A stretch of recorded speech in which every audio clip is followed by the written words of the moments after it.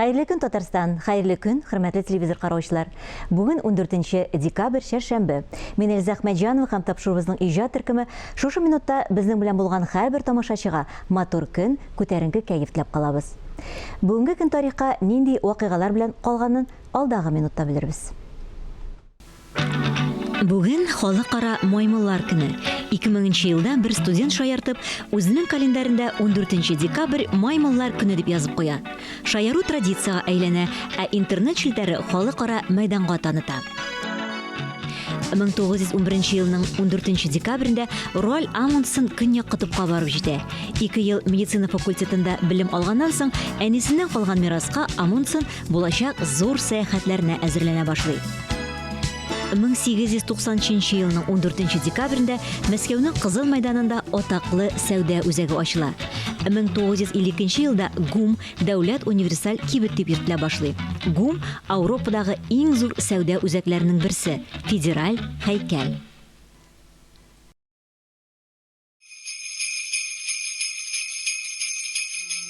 Яна елны каршылыбыз барыбыз да шундый шат. Кыш бабай пошташа җибәргән берничә хат. Әйдәбез моя бүген шундый аңа яшәшәстендә яудаш булып.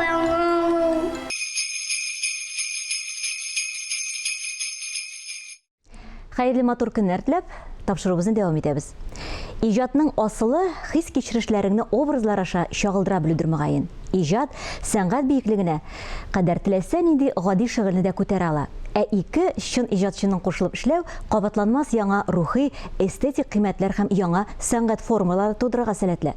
Татарстанның атказанган артисткасы җырчы Илүсә Хуҗина белән Россия президенты премиясе лауреаты, Татарстанның атказанган сәнгать эшлеклесе композитор Эльмир Низамовның беренче уртак Сихри моңнар дип исемләнгән музыкаль альбомы дөнья күргә тора. Тулырак бу турыда үзләре сөйләп китер, шатлыклы хәбәр белән уртаклашырга алар студиябызга кадерле кунаклар булып килделәр. Хәерле көн, исәнмесез Эльмир, Илүсә? Исәнмесез, хәерле көн. Хәерле көн, Эльза. Һәрбер җырчының да үзенең композитор булырга тиешме? Һәрбер композиторның да үзенең җырчысы булырга тиешме? Бу альбом өстендә ничек эшли башладыгыз? Сорауларым шул кадәр күп. Гомумән кем кемне эзләп тапты? Минемчә, композиторда җырчыга кирәк, җырчыда әлбәттә композиторсыз яши алмый. Чөнки ул гел шулай корылган иде. Чөнки ул менә бу матур тавышлар булмаса, композитор әсәрләре халыкка да танытып булмый. Шуңа күрә мин ул яктан үземне бик бәхетле композитор дип саныйм. Менә минем янымда искиткеч моң иясе Илүсә Хуҗина утыра һәм мин бик шатмын. Безнең менә бу 10 ел дәвамында без инде күп еллар эшләп киләбез бергәләшеп һәм менә шундый нәтиҗәбез безнең альбомыбыз чыгачак тиздән һәм әлбәттә тамашачыны кызыксындыра инде ул күптән бу җырлар, ләкин бу менә шундый җыентык, ул аеруча бер шундый вакыйга булыр дип уйлыйм мин. Бу һичшиксез вакыйга булачак иде, әлбәттә. Менә бу сезнең нәтиҗәгез булып чыга инде 10 ел бергә хезмәттәшлек иткән нәтиҗәгез шушы альбомда чагылачак. Нинди анда төрле эшкәртүләр бармы? Заманча яңгырлармы? Менә хәзер бит инде бигрәк тә яратабыз заманча музыка дип әйтәбез. Әллә инде нинди рухтагы менә монда көйләр кергән? Яңа музыка инструментлар бәлки ишетә торганбыздыр. Ничек Илүсә? Әлбәттә, без инде Эльмир белән бу альбомны заманча ясарга тырыштык. Чөнки без бит инде аны үзебез өчен генә иҗат итмибез, без аны бүгенге көн, киләчәк буыннар өчен яңа әсәрләр иҗат иттек һәм күп кенә әсәрләр минемчә ул инде менә эстрада белән классика жанры кисешкән җир, ул кроссовер стиле дип атала инде безнеңчә. Һәм шулай ук менә мәсәлән без R&B стилендә бер әсәребез бар, рэп белән. Әйтәсем килә, менә Илүсә опера җырчы булуына карамастан, ул бик экспериментларга ачык, ул экспериментларны бик ярата. Безнең бөтен җырчылар менә опера сәнгатендә андый экспериментларга хас түгел. Ә менә Илүсә бик теләп, анда җырлар да төрле стильләрдә, төрле музыкаль инструментларда, уен коралларда без кулланабыз. Шуңа күрә мин бик рәхмәтлемен менә Илүсәнең шундый дәртле булуына, шундый экспериментка ачык. Мин менә нәрсә әйтәм, әйдә эшлибез Кабул ди. итеп ала? Әйе. Әлбәттә, Эльмир да шундый гибкий холыклы булмаса, безнең ул бәлки бик теге классик альбом гына булыр иде. Шушы бу менә бер дулкында булу, бер уйда булу, шушы эшне тагын да җиңеләйтә, тагын да рухландыра, тагын да илһамландыра дип әйтер идем. Һәм шул ук вакытта менә безнең альбомыбыз бит инде юкка гына түгел, сихри моңнар. Аның нигезендә менә бу милли моңнар салынган. Һәрбер җырында, аның кайбер җырларда без менә безнең Сакмарсу дигән җырыбыз бар. Без анда менә бу Сакмарсу җырына нигезләнеп үз җырыбызны тудырдык.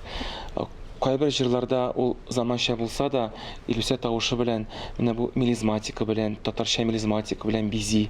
Шуңа күрә менә бу милли моңнарны без төрле сәфәргә җибәрәбез дип әйтә алам менә бу альбомда. Моң төшенчәсе ул инде үзе бер сер күп кеше өчен. Шулай аңлый телле башка телләргә дә тәрҗемә итә алмый үзе.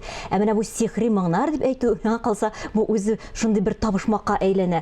Һәрбер тамашачы, һәрбер тыңлаучы ниндидер менә үзенә шундый серләр ача булып чыга инде менә бу сезнең әсәрләрегезне тыңлагач. Илүсә, менә сезнең бер интервьюгызда сез булай дип әйткәнсез. Бүгенге көндә мин Эльмирне хезмәттәшлек итәргә мөмкин булган бердән бер композитор дип әйткәнсез. Бу чыннан да шулай микән? Ни өчен бүгенге көндә, бүгенге заманда безнең шушы таләпләргә туры килә торган җырчыларга композиторлар табылмый икән? Ни өчен бер Эльмир гына микән әллә безнең дип шундый сорау туды миндә. Бүгенге заманда интернет заманында хәзер музыка бигрәк күп. Без телевизордан да ишетәбез аны, интернеттан да. Аңа карамастан күңелгә ятышлы татар көйләр, татар ахәңнәре булган һәм шул ук вакытта заманча булган музыканы табуы бик читен. Һәм менә Эльмир әйтте, ул бәхетле композитор, менә мин башкаручы буларак әйтәсем килә, без бәхетле башкаручылар, чөнки без Эльмир белән бер заманда яшибез. Ул бер дулкында итеп киткәнегезчә, Без бер буын. Без бер буын, шуңа да без бик бәхетле дип үзебезне шутлыйбыз, чөнки ул безне күреп шундый әсәрләр иҗат итә, без инде шушы әсәрләрне җырларга шат кына һәм без шуның белән бәхетле дә. Менә сез икегез дә искиткеч таләпчән шәхесләр, иҗатчылар. Эльмирдан сорыйсым килә. Сезнең турында әйтеп китте, ә менә сезнең белән хезмәттәшлек итәргә теләгән җырчыларга нинди таләпләр куясыз? Нинди булырга тиеш ул менә? Сез алынып шушы җырчы белән мин эшләр идем дигән җырчы. Нинди булырга тиеш? Әлбәттә, беренчедән мин ул шәхескә һәм аның тавышына гашыйк булырга тиешмен. Ул мәхәббәт булмаса, ул бернәрсә туа алмый. Һәм икенчедән, минем өчен бик мөһим менә бу җырчы, бу музыкаль әсәрем белән, бу җырым белән ничек яши, ничек аны халыкка җиткерә, нинди сәхнәләрдә ул аны җырлый. Минем өчен җырларым балларым кебек. Һәм мин аны бүләк итәм ул кешегә, һәм ул җырымны мин ышансам, ул җырны халыкка күрсәтә ала икән, әлбәттә мин андый җырчы белән бик хезмәттәшлек итәргә ризасыз. Кайбер җырчылар бит алар менә ничектер җырларны җырлыйлар, тавышлары да булса, ул җыр ничектер аларның, сондыгында тора кебек тора. Менә бу тамашачыга җиткереп бетерә алмый дисезме? Ул мәсәлән бер китапкыр җырны җырлый да, ул менә шулай югалып кала. Кайбер җырчы ул җырны инде күрсәтә, төрле оркестр белән дә тәкъдим итә. Ул бит җырчыдан күбрәк тора. Шуңа күрә менә шундый җырчыларга мин бик рәхмәтле һәм андый җырчылар белән мин аеруча эшләргә ачык. Ә ничек сез уйлыйсыз? Бүгенге көндә менә тамашачылар яңа сәнгать экспериментларын, гомумән алганда яңа җырларны, яңа юнәлешләрне кабул итәргә ризамы, әзерме, теләге бармы аның? Менә тамашачыны ничек тоясыз? Бүгенге көндә тагын кабатлап әйтәм, музыка күп булган заманда минемчә яхшы сыйфатлы музыканы табу бик читен. башкаручыны, аранжировка булсынмы, ул көйләре булсынмы. Шуңа күрә киләсе буын алар теләсә нинди көйне үз итә алмый. Шуңа күрә минемчә безнең иҗатыбызның ихтыяҗы бар, аның киләчәге бар һәм инде бу безнең хыялыбыздыр, бәлки шушы әсәрләр классика булып калыр, бәлки аны киләчәк буын шулай ук кабатла бездән соң башкарырлар дигән өметтә. Шундый хыял белән без бу шулай ук әсәрләрне иҗат итәбез. Минем әйтәсем килә, гомумән тамашачы бит ул бик төрле. Һәм мин ышанам, һәм мин аны сизәм, безнең үз тамашачыбыз бар дип. Без ул яктан Бәхетлеләр. Бәхетлеләр. Әлбәттә, без аны үстергә тиеш, күбәйтергә тиеш, без музыкабызны таратырга тиеш, татарлар арасында гына түгел, башка милләтләр арасында да бөтен дөньяга күрсәтергә тиеш. Ләкин менә бүгенге көндә безнең тамашачыбыз бар. Татар сәнгатен бөтен дөньяга тарату бу инде чын иҗатчының зур бер хыялы миңа калса. Миссиясе дип әйтергә. Әйе, бик дөрес әйтәсез, әйе. Инде тамашачыларга әйтеп китик, 16 декабрь көне булачак. Бу сезнең тәкъдир итү кичәгез альбомны кайларда көтеп каласыз аларны?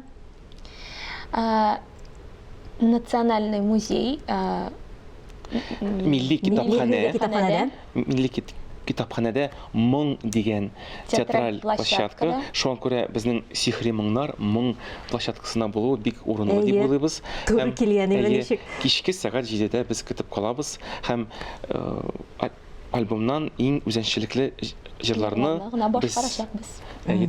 Тере тавыш белән Килгән тамашачы бик тә бәхетле була миңа калса, сезнең кичәгезгә килгән. Без сезне көтеп калабыз. Бик зур рәхмәт, сезгә бик зур рәхмәт. Инде менә ел узып бара. Декабрь айы күптә калмады, яңа елга аяк басабыз. Бу елны үзегез өчен нәтиҗәле дип саный торгансыздыр инде. Менә шушы альбомнан башка тагын да күп кенә вакыйгалар булды. Әле яңа гына премия алдыгыз, шулай бит. Илүсә, сез анда менә бу күптән түгел генә үзегезне яңа аяктан ачтыгыз, алып баручы буларак. Безгә конкурент. Көндәшебез безнең. Әйе, тагын нинди вакыйгаларны әйтеп китә аласыз? Менә шушы шатлыклы вакыйгалар ниндиләр булды? Бу ел менә безнең Татарстаныбызда изге Болгар җирендә исламны кабул итүгә 1100 ел уңаеннан инде менә Эльмирның операсы, күптәннән көтелгән опера Кара Пулат сәхнәләштерелде, кабат сәхнәгә кайтты дип әйтер идем. Бу безнең өчен, башкаручылар өчен, әлбәттә Эльмир өчен, Ринат Абыйхарис өчен, либретто авторы өчен бик шатлыклы, гомумән Канатландыргыч вакыйга. Шуңа күрә без бу ел минемчә бик зур эш эшләдек. Ул башта май аенда Казанда куелды, Тинчурин сәхнәсендә 5 көн без шыгырым тулы залларда шушы операны тәкъдим иттек. Инде менә җәй көне август аенда Кара Пулатның үзендә, Болгар җирендә шушындый матур чара узды. Бу минемчә безнең өчен дә гомумән татар халкы өчен бик шатлыклы вакыйга. Әйе, сез үзегез дә шуңа кушыла торгансыздыр инде, шулай бит, үзеңнең операңны яңадан. Мин аны әйтә дә алмас идем, теге яңадан сәхнәләштерелде дип. Чөнки ул әле яңа опера, шуңа күрә теге унытылмаган. Аны яңача тәкъдим итү тамашачыга булды. Шуңа күрә шул ягы белән ул истә кирип калган һәм аның турында бик матур әйтемнәр булды, критиклар, шул тәкъидчеләр, гади тамашачы шаккатып, чыннан да аның бит инде менә бу локациясе да шул кадәр матур туры килерлек булды. Үзенә бер әкият кебек булды ул. Һәм ул проект дәвам итәчәк тә, шулай дип әйткән идегез. Аллатәсә, 2нче елга зур фестиваль булырга тиеш анда, һәм менә шул фестиваль кысаларында шулай Кара Пулат операсын күреп булачак дип уйлыйбыз. Якын арада шунда әйтеп китик инде, форсаттан файдаланып, 17 көне сезнең бит әле концертыгыз узачак. Бу атна шундый матур вакыйгаларга бик бай. Һәм менә 16-сы безнең Илүсә белән кичәбез булса, 17 декабрь көнне минем шәхси кичәм булачак. Зур залда, Салих Сайдашев.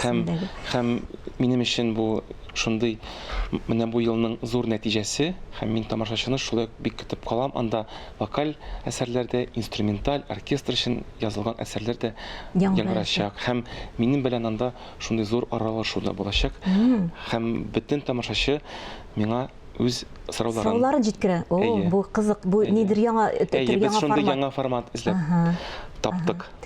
Ә без инде үз чиратыбызда форсаттан файдаланып, сезне һәр вакытта да көтеп калабыз. Тагын бер кат үземнең рәхмәтләремне җиткерәсем килә. Сезнең кебек менә матур, иҗади, талантлы шәхесләр килү безнең өчен бик зур дәрәҗә шулай. Бик зур рәхмәт сезгә. Бары тик уңышлар гына телибез. Һәр вакытта да кабатлап әйтәм, сезне күргә ризабыз. Рәхмәт бик зур. Күршкәнчә. Яңа елларда да очрашып торган ясын, шулай бит. Инде миңа калса дөрес булыр, тапшыруыбызны Илүсә башкаруында сез иҗат иткән җыр белән тәмамласак. Көнегез матур үтсен, исән сау булыгыз. Исән сау булыгыз. Мин Эльза Әхмәтҗанова сезнең белән сау булашам.